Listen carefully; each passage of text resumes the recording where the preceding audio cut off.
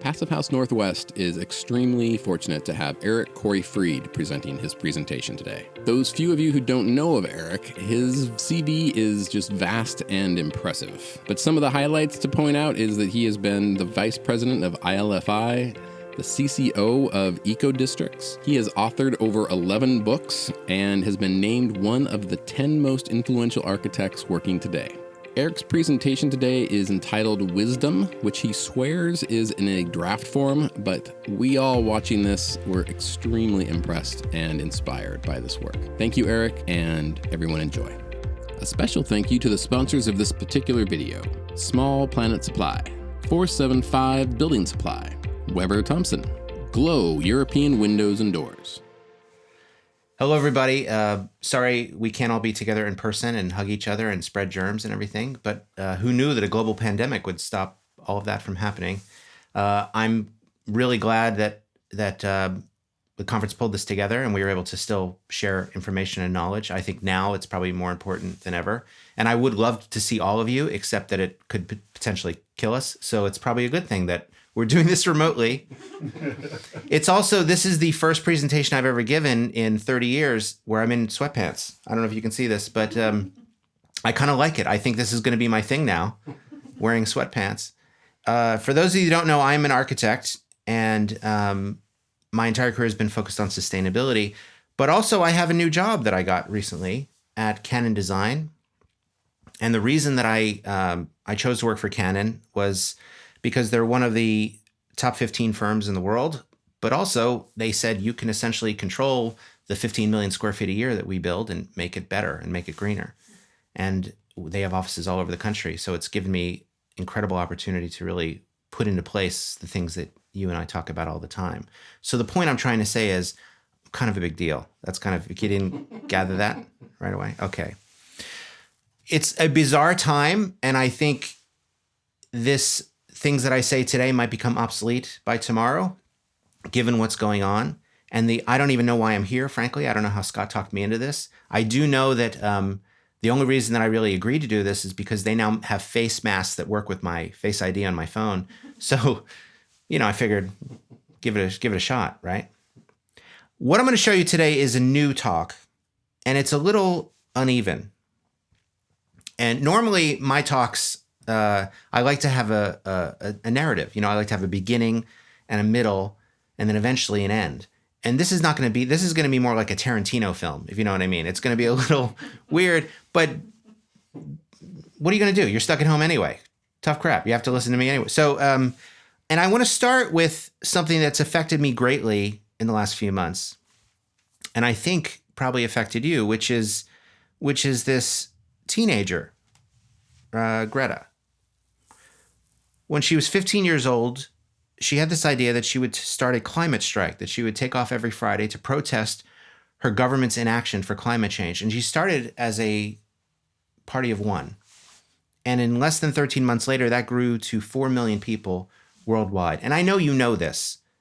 And I know you know that I know that you know this. But what is it about this person?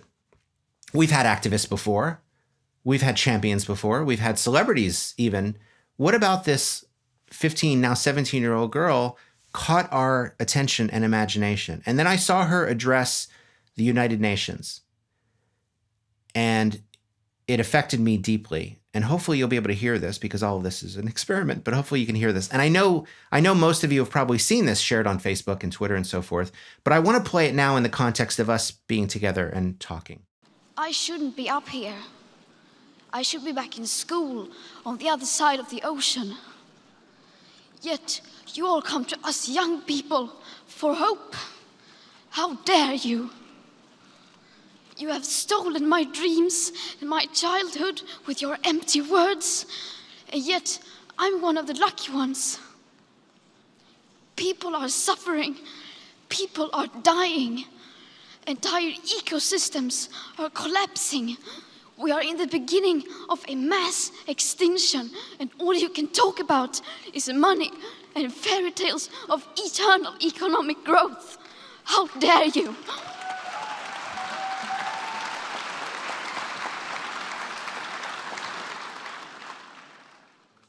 So that was the line that got me, that all you can talk about is money and eternal economic growth, fairy tales of eternal economic. That got me. I've heard this 100 times now, and it still gives me chills. And I don't know why. Is it because I see myself in this girl? Is it because I have a daughter that's not that far away from this age? Is it because I know that when this girl and my daughter are my age, the world is going to be a very different place? I don't know. But I know that it's affected me and it's affected all of you. And there's something in me that wanted to share that with all of you. Just it makes me feel better with us sharing it together, even virtually. Later that day, while she was at the UN, Donald Trump dropped by for 15 minutes, and the cameras caught her face as he walked in the room. And she would be a terrible poker player, obviously, because you can feel and see everything that she's feeling right now. And Trump, being the person he is, of course, couldn't let it go. And he had to tweet about it. Oh, she seems like a very happy young girl looking forward to a bright and wonderful future. So nice to see. And Greta, being the person that she is, made it her avatar on Twitter and just totally took it over, which is really the perfect way to deal with a bully, I think.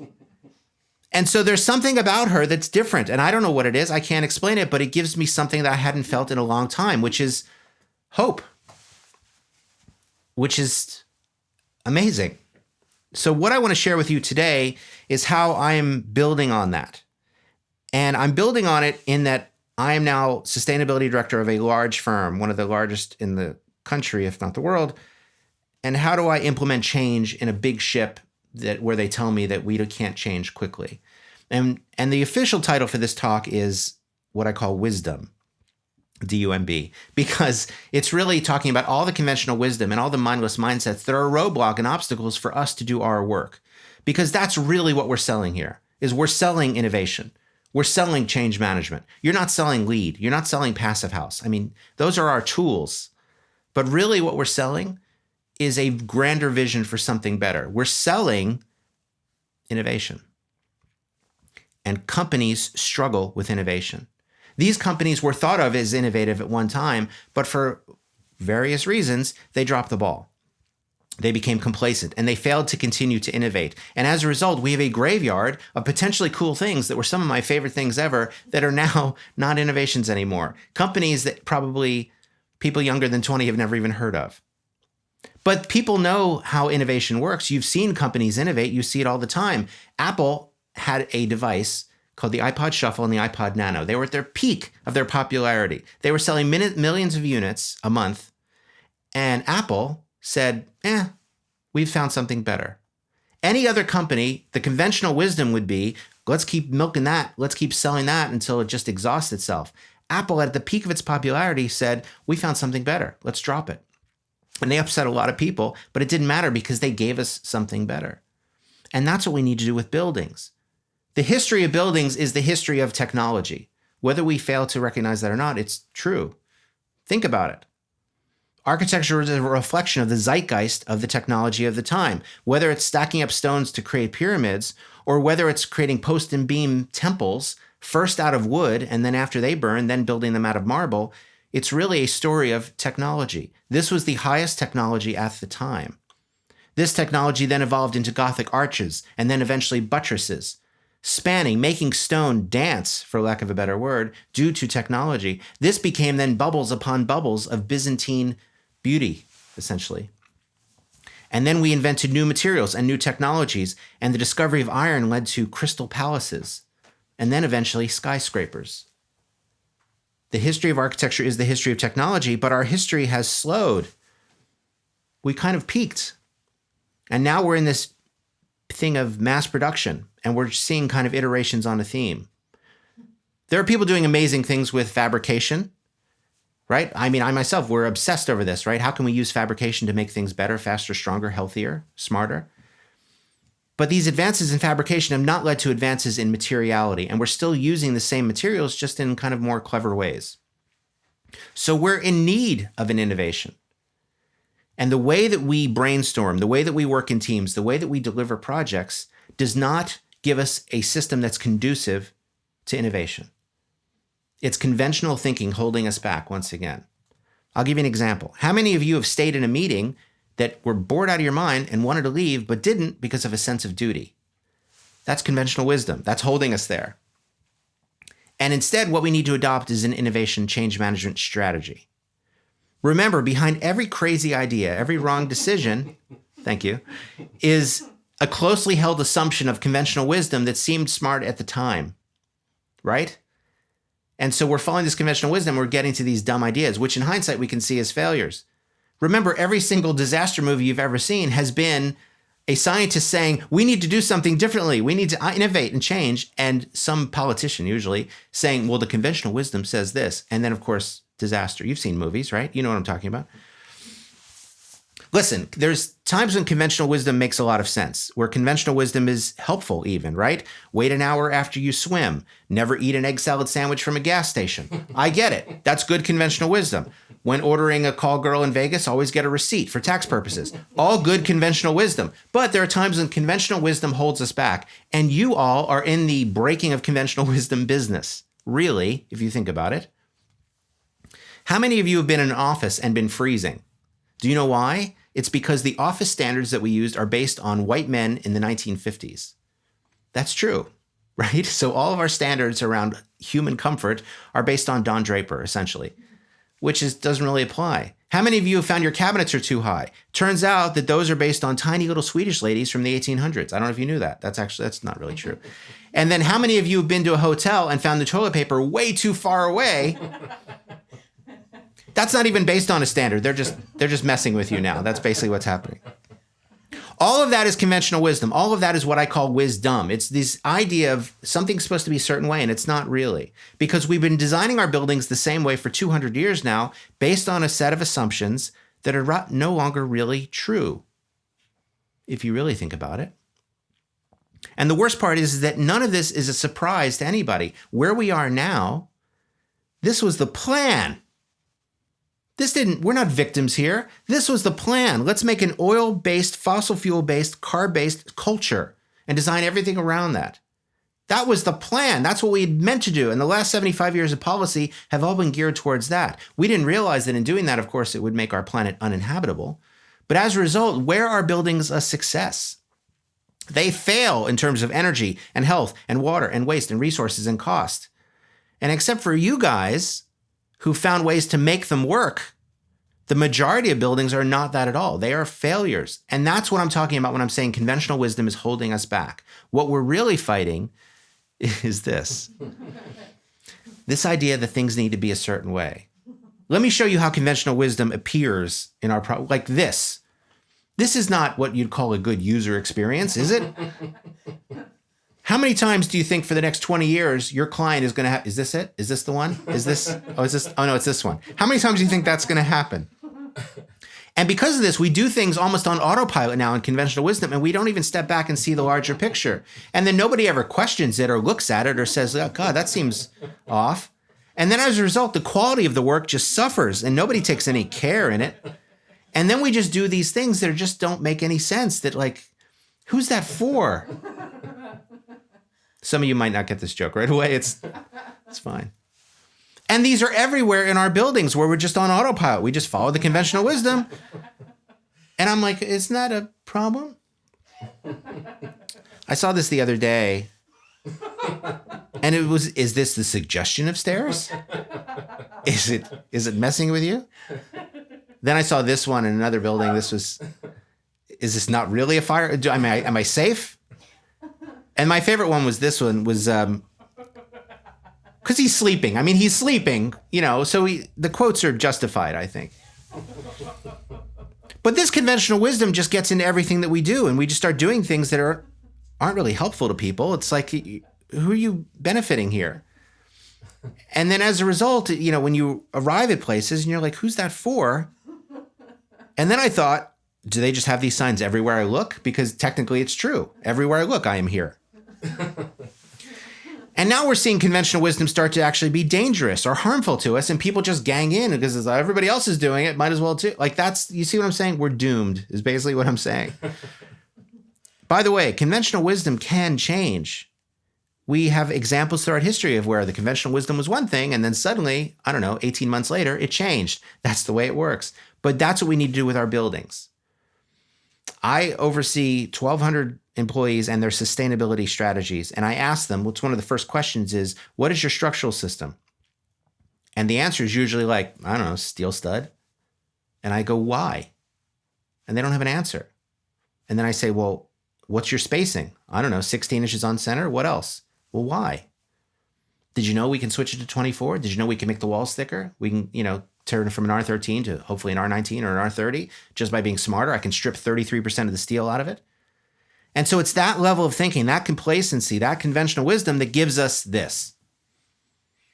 This is a demonstration of something that should not exist, but does. And if anything, it's a testament to humanity's just ingenuity, I guess, just through brute force, getting to get things to work in a place that's not fit. Conventional wisdom is what gets us things like this. And it's like, that's probably going to be a problem. I don't know. And people want to break that. They don't know that's what they want to do. That's what I mean when I say you're not in the sustainability business, you're in the innovation business. And this is our opportunity. This is our chance to grow sustainably for the future. My firm does a lot of healthcare. That's right. It's one of the things that we do. We have clients today that don't know if their buildings will be obsolete in just 3 years. But yet they're building them because they think they're supposed to. So we're trying to raise those issues with them of, if you don't know if the building's going to be obsolete in 3 years, how do we plan for that? And we're starting to put in these weird, crazy innovations of things they never would have considered before, simply because they have this kind of externality of facing them. If you think about home building, for example, we couldn't possibly build enough buildings fast enough, cheap enough, or abundant enough to meet demand. And so, if anything, out of fear, we're just following the conventional wisdom. Or take resiliency, for example. We don't possibly know how unprepared we are, which we are, for what's facing us. And we can't count on luck that hopefully the tornado will just go around us. It doesn't work that way. We got a lot of problems facing us, and problems call for innovation. Let me give you a sense. This is the bad news part, by the way. We have about 1.6 million people added to cities every single week. All told, it's 92 billion square meters that we need to build in the next 15 years. 15 years is going to go like that, by the way. This is an opportunity to transform that 92 billion square meters into something else. At the same time, that is facing us, the urbanization and the need for building. At that same time, the United Nations tells us that we only have about 60 harvests left until the soil degrades so much that we can't grow any more food. I know, I'm a bummer. I know that. The projections from the UN are even bleaker. They predict that by 2050, there are going to be 200 million climate refugees worldwide. And by the way, climate refugees don't look like what you think in the movies. Climate refugees are people like you and I unable to live where we're living because of flood and heat wave and drought and tsunami and all the other things. They're going to look like everybody else. To give you a sense of scale, 200 million was the entire world population at the peak of the Roman Empire. I mean, it's a lot of people. And this is where we are today. This is my computer fetching the chart from the Scripps Institute. This is the carbon levels as of this week, 414 parts per million. The last time carbon levels were this high, it was, first of all, 2 million years ago, and there were trees in the South Pole. So this is unprecedented. And more than half of that carbon has been exhaled into the atmosphere from the burning of fossil fuels just in the last 3 decades. So we've done all this damage knowingly, not in ignorance. Once it turned 2020, a few months ago, I decided to do kind of my own best of the decade type of thing. This is kind of what I do as a hobby, right? So kind of look at the decade in retrospective. 2010 to 2019, where'd we go, And it's pretty grim. Here's the decade in retrospective, right? If we look at the 10 hottest years on record, 5 of them occurred in the last 5 years. And in fact, that's just something we're going to have to say now because 2020 is not even over yet, but it'll probably be definitely one of the 5 hottest years on record. At the same time, 4 of the 5 largest wildfires in California happened in this decade, and eventually it'll be 5. 6 Category 5 hurricanes happened in just the last 4 years, tearing through the Atlantic region. We've seen Arctic sea ice cover drop to its lowest percentage ever, 13% down from where it used to be. All of our 100-year floods are now 5-year floods. By the way, that's not a flood that occurs every 100 years. That means in any one year, there's a 1% chance of it happening. Now there's a 20% chance of it happening. That's really what that means. And at the same time, we've had more $100 billion climate disasters than we've ever had before, double what it was the previous decade. In that same decade, by the way, we pumped out a record 40.5 billion tons of CO2 into the air. Again, doing more damage in ignorance than we ever did, or more damage knowingly than we ever did in ignorance. And so we're ending this decade on track to warm to a catastrophic 3.2 degrees Celsius of warming. Right now, we're at 1.25-ish or so. We're trying to keep it below 2. That's everybody's kind of agreed upon target. But nobody seems confident that we have the, let's say, discipline or goodwill to do it. So business as usual is going to get us there, and the world is going to be a very different place. You have to remember that with all of these climate projections, all of my climate scientist friends have told me this, that they were being optimistic. All of their projections were hopeful because they didn't want to scare anybody too much. So they erred on the side of humanity will do the right thing. And boy, were they wrong, right? You see what I'm saying?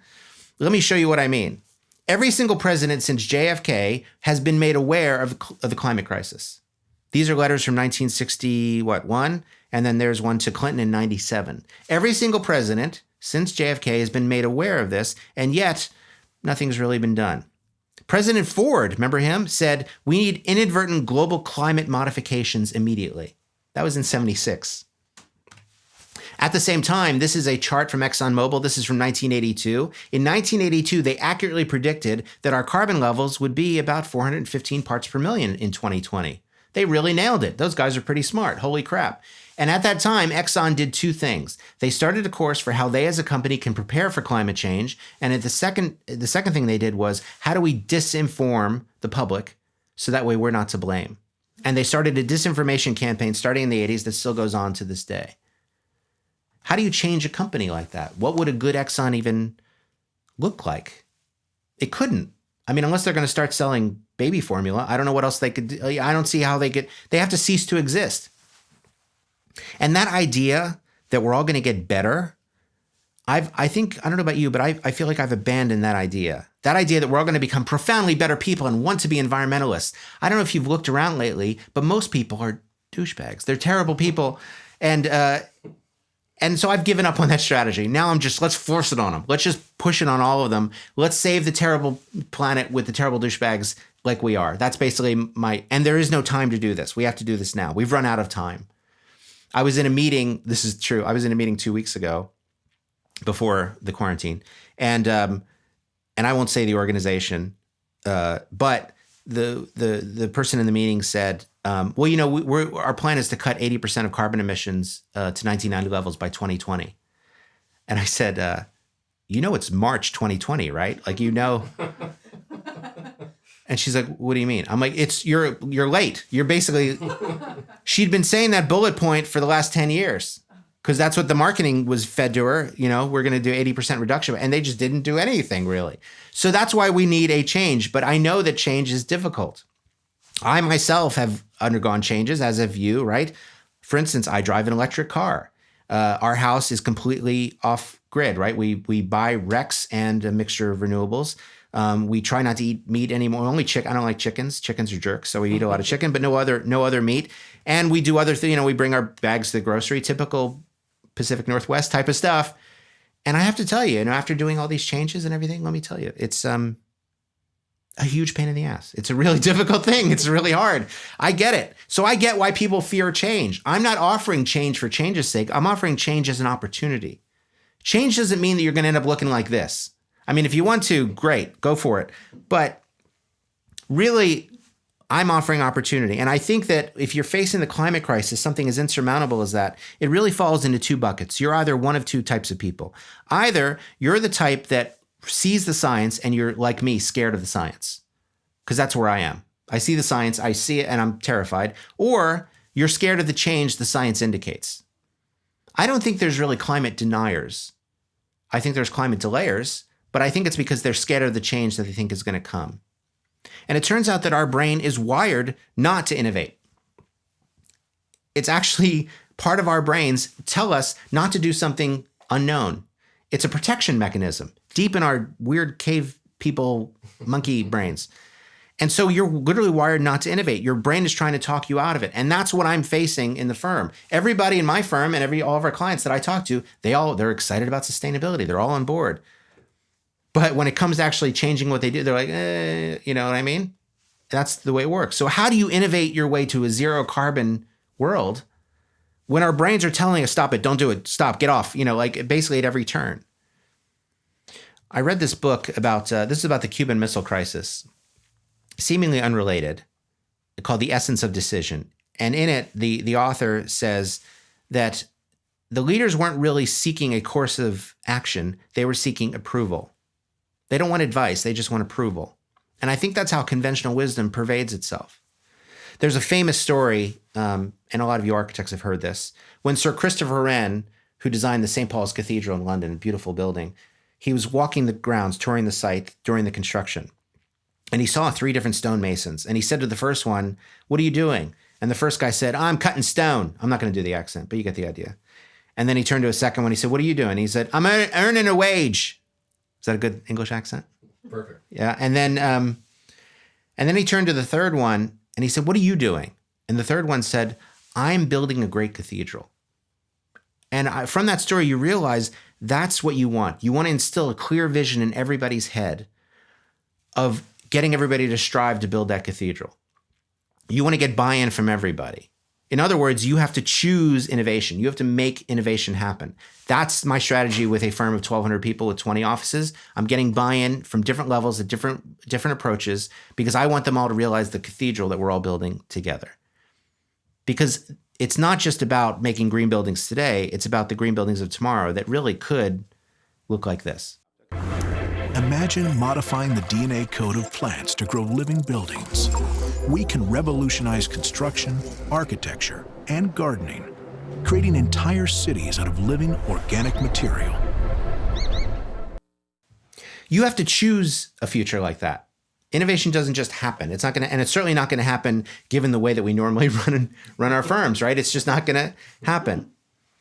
Our current conventional wisdom relies on a set of these unspoken understandings that we all kind of comply to, but we're all really bad at. Really involving feedback loops and communication that we're really not, as humans, not really good at. And then I read this quote that the level of conformity in any organization is really in inverse proportion to its creative ability. So the more you embrace conventional wisdom, the more you're unable to really address innovation in any form. Think about it. If your job was to reinvent the wheel, aren't you immediately going to start thinking of, well, how do I make the wheel better? Instead of stepping back and asking the question, well, do we really need the wheel in the first place? Innovation requires a choice, and it requires you to kind of question the very being of what it is to be in a business, right? Like this apparently this is what this guy does. And I know innovation is scary. I get it. But the next time you're in a meeting and you think of an idea and you think, well, maybe somebody else will say it and I don't have to, or I don't want to say it and get laughed at, or I don't want to say it and have people, make fun of me. Just remember that at some point, somewhere in the world, somebody said, hey, you know what? Let's make a film with tornadoes full of sharks. And they did. They made that. So if that can happen, you can put forth any idea that you want. Innovation happens in weird ways. Sometimes there are things that I seem like a dumb idea to me, but people like. Sometimes there are things that I already know that I'm not going to want. Sometimes innovations are these things that they think are clever. Like, oopsie, we made a mistake, but they didn't really make a mistake. This is a marketing person, you know that. And then sometimes innovations come right when you need them most, I think, really. By the way, this is a funny story. I showed this last week to a buddy of mine in Wisconsin at a conference, the B4 conference in Wisconsin, and they immediately went out and bought they ordered it. They were thinking about it full time, and then they texted me this photo. That's my buddy Michael. Texted me the photo of dude that was incredible. Conventional wisdom also has its repercussions. You'll remember about 3 years ago, there was an incident on a United Airlines flight. The flight was oversold and overbooked, and following procedure and policy, it led to somehow a doctor being beaten and bloodied and dragged off the plane. And because all of us have HD video cameras in our pocket, we recorded this, right? How on earth could following policy end up with a beaten passenger? How does that make sense? In the weeks that followed, the CEO of United, Oscar Nunes, made it even worse with 3 different fumbled attempts at trying to control the situation. He was doing damage control, and at one point he even blamed the passenger, calling him disruptive and belligerent, which didn't really get people on his side. And as a result, United stock fell $1 billion in a week. Conversely, Southwest Airlines had its own incident almost exactly a year later. A piece of the engine broke off, smashed into a window, and a woman was sucked partially out of the plane. The passengers rallied together and held on to her as they made an emergency landing, but unfortunately she passed away. There were 144 passengers on that plane, and Southwest didn't try to do damage control. Their mission statement is, we love our passengers, and it's embedded in all of their DNA and everything that they do. The staff knows this. They didn't need approval. They didn't need permission. They didn't need authorization. 144 passengers were met by 144 Southwest employees who each grabbed one passenger and said, I am your sole point of contact. This is my cell phone number. If you're hungry, I'll get you food. If you're thirsty, I'll get you something to drink. And if you need counseling, I'll get you that too. But I'm not dealing with anybody but you, and I'm taking care of you. Their CEO didn't try to do damage control. Conversely, he went on the air, Gary Kelly, and he just said, this is what we've done, and this is what we're going to do, and this is what happens next. He didn't care about the repercussions. And Southwest Airlines didn't suffer at all because they were just trying to deal with their primary mission. We love and care about our customers. They led with empathy. And that's what you need to do to be innovative. If I make a bunch of flaming hoops for people to jump through, checklists and crazy things to get our buildings more sustainable, first of all, they won't do it. And secondly, my staff would hate me. But if I can teach them to lead with empathy, that's something. For the most part, we've built sustainability as a department over on the side, right? And every big firm has done this. And they all have their cute little web pages talking about their little sustainability departments off to the side. But it follows a model that I call if the client asks for it. Client comes in and says, hey, can I have a lead building? Sure. Here's the department. Hey, can I have a passive house building? Yeah, absolutely. We have people over here. But other clients don't. And so this just follows that same pattern of the same old thinking produces crappy buildings. All these large firms keep telling me, I don't know what you're talking about. We have so many lead APs on staff. We're designing to lead silver, but you're not really. If you want innovation, design is about constraints. And what a better constraint than designing a building with a great envelope, with a low EUI, full of healthy finishes. Let's embrace those limitations. Let's make designs that respond to those limitations. And remember that our primary service is not delivering drawings or even delivering a building. Our primary service is delivering thinking. Thinking is our ultimate deliverable, especially for leading with empathy. That's what we need to be doing to get the true innovation we need. This is a glimpse. This is probably not going to make sense to many people, but this is a glimpse of the strategy that I'm rolling out at Canon Design.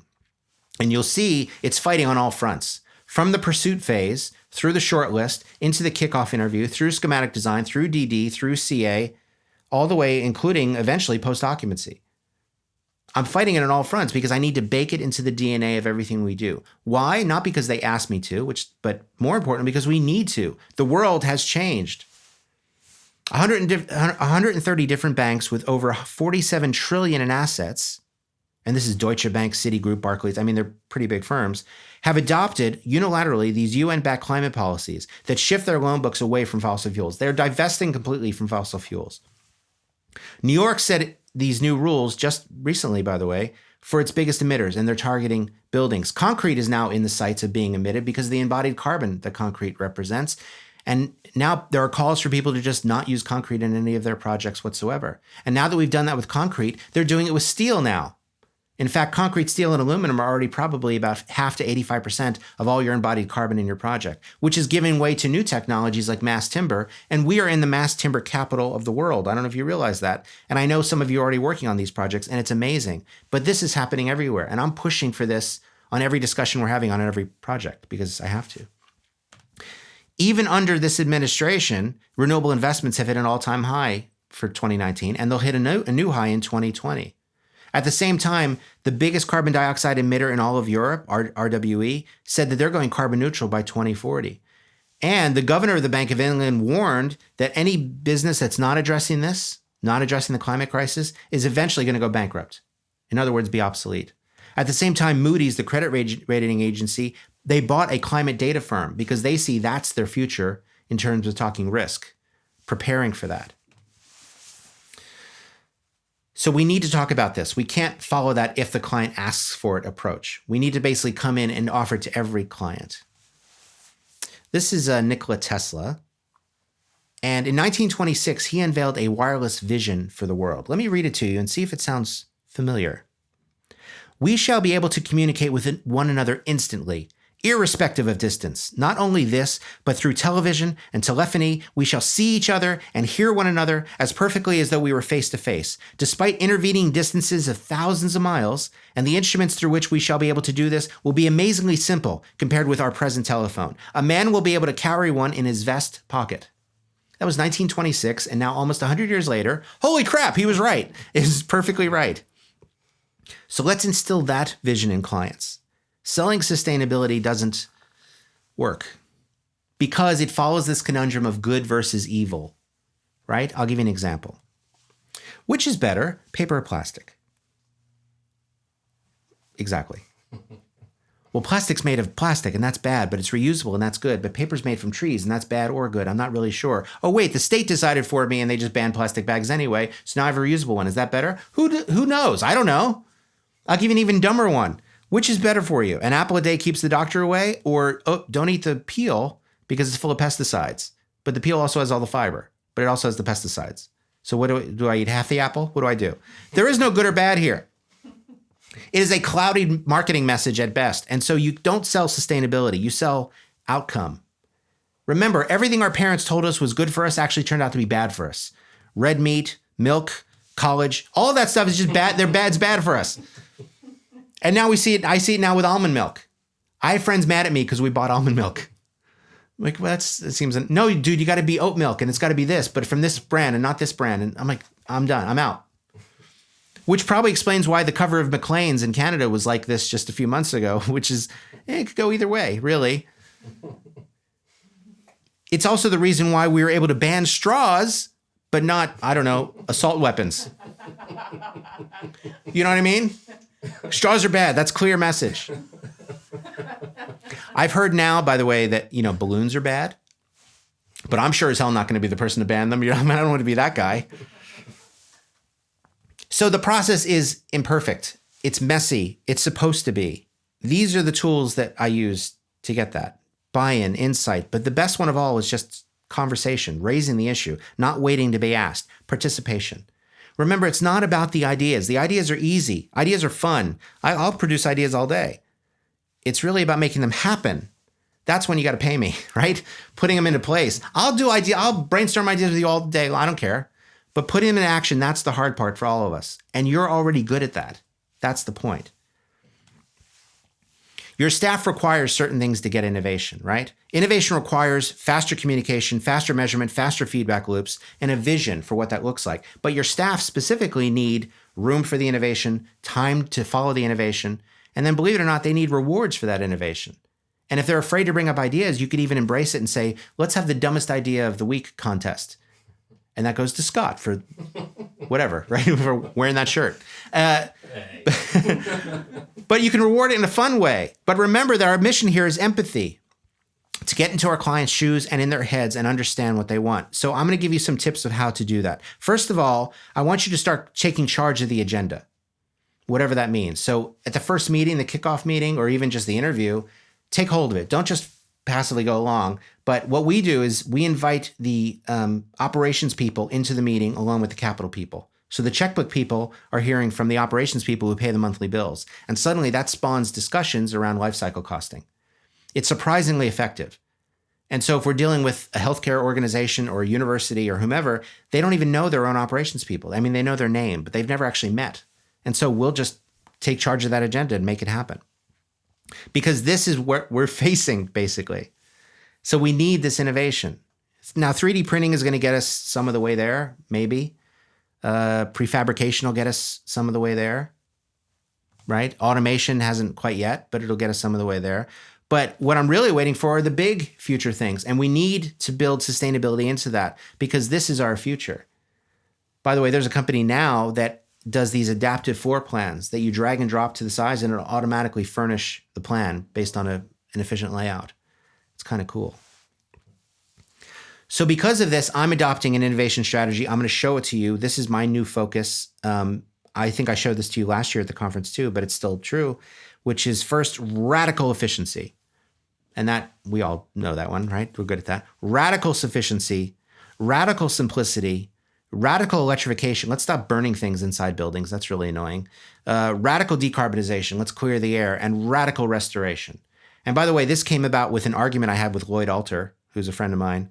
You know, that little Canadian guy? And so he had started this conversation. We started arguing about it. So I give credit to him, really. But as I was looking at these 6, I realized that there's a 7th one, which is radical community. And if you do the first 6 right, it opens up opportunities for that. This is my focus. This is my goalpost, really. And so the last thing I want to share with you very quickly is this. These are the innovation agreements, I call them. And so far, there are 8 of them.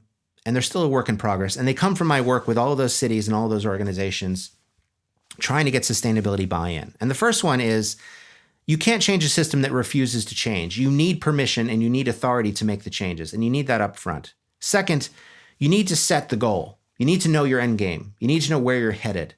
So set a moonshot and think big, not 20% reduction over ASHRAE 90. Stop with that crap.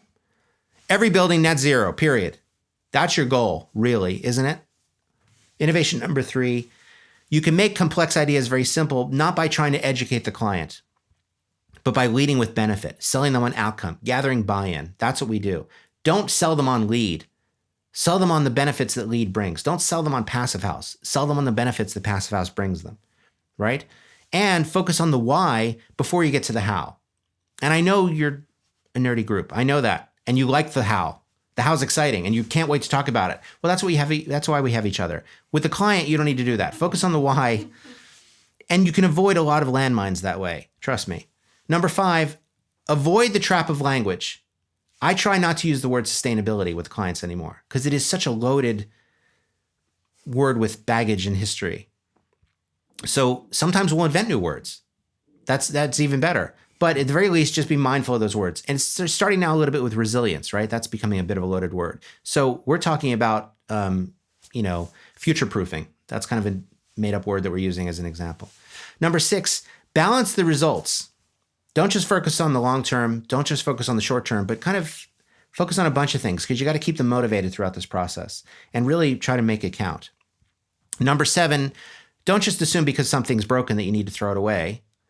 It could be fixed. It could be something simple, rather. But also don't be afraid to either. So wipe the slate, but within reason. And then lastly, adopt this mindset that for innovation, you kind of have to build it twice. When Apple was doing their first retail stores, they spent a lot of money, millions and millions of dollars to build essentially a prototype. And they mocked it up in real size. And Steve Jobs walked in and said, no, it's all wrong. Do it again. And he gave them notes. They had to go through that process to build it a second time and then get it right. It's part of their DNA. And now apparently it turns out that's kind of the way they do everything. It gives you pause to reassess and reevaluate over and over again. So just mentally prepare yourself for any innovation strategy, doing it, and then possibly having to do it again. And if you don't, great. And then as I mentioned, sell them on outcome. If you never mention sustainability again, that's a good thing. If you never mention lead again, that's a good thing. So what I've done is I've taken the liberty of putting together some outcomes for you as a starting point. Reduced absenteeism, higher worker productivity, boosting cognitive performance in students, higher real estate valuations, reduced operating costs. And we have multiple ways to get to these outcomes, but sustainability is the main one. And so I'm selling the client on this. And if I sell them on this, it'll bake it in the design phase, and then they'll be excited about it all the way through, right? Lead, they can value engineer out. They're not going to value engineer out the idea of reduced absenteeism or healthier staff. Because does anybody know what a client's favorite word is? Does anybody know? No. No, that's a client's favorite word is no. Hey, do you want a green roof? No. Hey, do you want this? No. Hey, do you want lead? No. That's a client's favorite word. If you know that's a client's favorite word, stop asking them yes questions. Don't say, do you want lead? But instead say, do you realize you're paying $40,000 a month in electricity? Do you want to keep doing that? No. Okay, then we're going to make it net zero. Don't ask them about sustainability. Hey, do you want to keep having employee sick days? We looked and actually your company has a higher rate than everybody else. Do you want to keep doing that? No. Okay, then we're going to fill the building with healthy finishes. Just throw it right back in their face, right? And if they ask you, well, I've heard net zero this or I heard passive house that, I'm going to give you a great 2-word tip. which is just, if they start complaining about it, I heard it was expensive or whatever, just say, oh, how many passive house buildings have you done? Because they're going to say, well, none. Oh, really? So you don't really know what you're talking about then? Is that what you're saying? Just benefit on your expertise. And granted, this will make them upset, but that's okay. But this phenomenon that we're not going to do something because of some potential backlash that may not occur, that doesn't seem likely, I call that phenomenon frontlash. It's the opposite of backlash, and it just doesn't really make much sense to me. Okay. What I do know is that we need to change, and we need to break this cycle of conventional thinking. Green buildings cost more. You have to remember that the people that invented, the people that invented all these innovations that we benefit from today, they did it without the technologies that we have. It was not long ago that people used to read by candlelight, or horses were their primary form of transportation, or we wrote down things on paper with inky pens that smeared all the time, or that music came on these weird grooved discs. Or worse, that if you got a phone call, you had to be in the kitchen and there was a weird cord that went really long and it used to get tangled and everything. That wasn't that long ago. And so we're good at change. We can do change. It really wasn't that long ago that if you wanted to schlep all this stuff, you had to needed a truck, and now you basically have it in your pocket. That's kind of the point. That's what change does. That's what innovation brings. So what I want to leave you with, if we want to get to the point where we truly have regenerative growing buildings, we need to set an innovation strategy now. What we've done is we've set a moonshot for every single phase. You're welcome to these. You can make your own. But I want to leave you with 5 strategies right now that you can do for innovation. The first one is, as I already mentioned, control the agenda. Really do an emphasis on face-to-face interactions, not phone calls. At the very least, video chats, so you can see them, but really controlling that agenda and inviting the right stakeholders into the room to get the outcomes that you want. 2, define what success looks like for the project. Not finishing it on time and on budget, that's assumed, but actually setting a big moonshot goal. 3rd, feel free to push back on the program.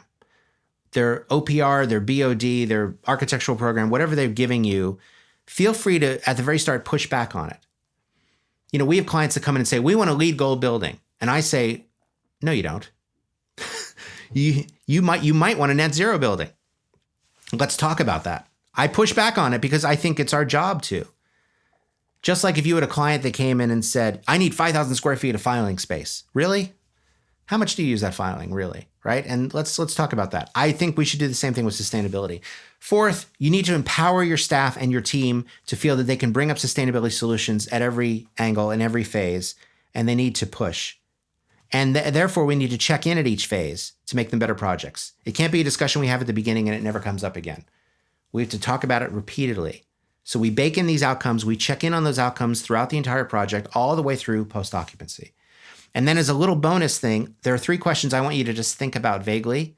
And you're not in the room, so I can't work you through this, but think about what the metrics are your clients would most love to measure. Not you, but what your clients would most love to measure that would actually ultimately fundamentally help them or their business. 2, think about the data that you'd most want to measure on a completed project. And what would you need to do to either get there or get paid to measure that data?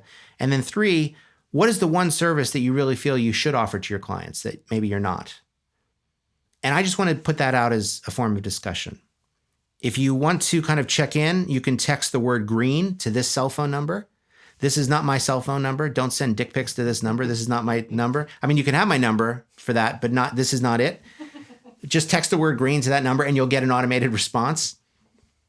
And then otherwise, if you want to reach out to me, you can do it on Twitter or through email as usual. But otherwise, thank you for listening. I'm sorry that we can't all be together, but I'm really not because you're probably infested with germs. And otherwise, I hope to see you all healthy and alive in the near future. So thank you.